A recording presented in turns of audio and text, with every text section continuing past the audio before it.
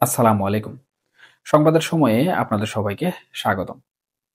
জাতীয় নির্বাচন নিয়ে আমাদের সবার মধ্যে উত্তেজনা কাজ করছে।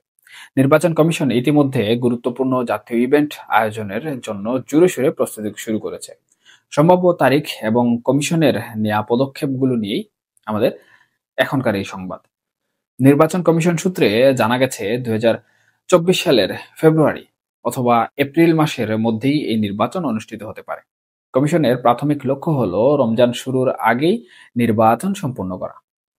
এক্ষেত্রে ফেব্রুয়ারির প্রথম সপ্তাহকে সবচেয়ে বেশি গুরুত্ব দেওয়া হচ্ছে এবং ১২ই ফেব্রুয়ারি একটি সম্ভাব্য তারিখ হিসাবে আলোচনায় রয়েছে।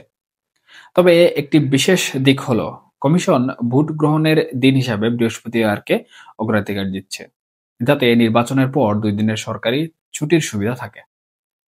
সুষ্ঠু ও নিরপেক্ষ নির্বাচন আয়োজনের লক্ষ্যে নির্বাচন কমিশন একাধিক গুরুত্বপূর্ণ পদক্ষেপ নিয়েছে। ইতিমধ্যে ভোটার তালিকা হালনাগাদ করা হয়েছে এবং দেশব্যাপী ৩৯টি সংসদীয় আসনের সীমানা পুনর্নির্ধারণের কাজ সম্পন্ন হয়েছে। নতুন রাজনৈতিক দলগুলোর নিবন্ধনের প্রক্রিয়া প্রায় শেষের দিকে, যা আগস্ট মাসের মধ্যেই সম্পূর্ণ হবে বলে আশা করা যাচ্ছে। অন্যদিকে নির্বাচন পর্যবেক্ষণের ক্ষেত্রেও কঠোর নীতি অনুসরণ করা হচ্ছে।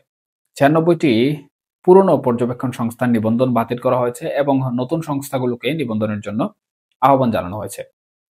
২০২৫ সালের জন্য গণমাধ্যম এবং আন্তর্জাতিক পর্যবেক্ষক নীতিও জারি করা হয়েছে। এই নীতি অনুযায়ী অতীতে পক্ষপাতিত্বের অভিযোগ রয়েছে এমন কোনো বিদেশি পর্যবেক্ষককে এবার আর অনুমোদন দেয়া হবে না।